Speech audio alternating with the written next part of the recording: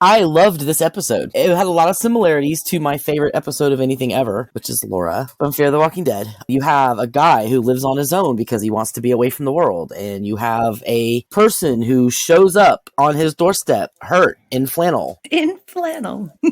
He gives him food, and they become involved, and then it opens up the world to this person who's been living by himself. He can trust and love people again. I think it was beautiful. I think it was a big risk for this show to do that the third episode in. But man, did they nail it. Not only just Bill and Frank, but the whole lead up to it, how they led into it. The transition from showing Ellie all the dead bodies with the very distinct material and transitioning that into the Bill and Frank story. And the last shot of them pulling away from the window, man, that made me ask Rachel. It made me cry when we were watching it again last night. It made me tear up. So, I mean, I thought it was a beautifully shot, beautifully written, beautifully executed, and I think their gamble it paid off, because this was fantastic. I mean, speaking of gamble, in more ways than one, this episode worked across the board.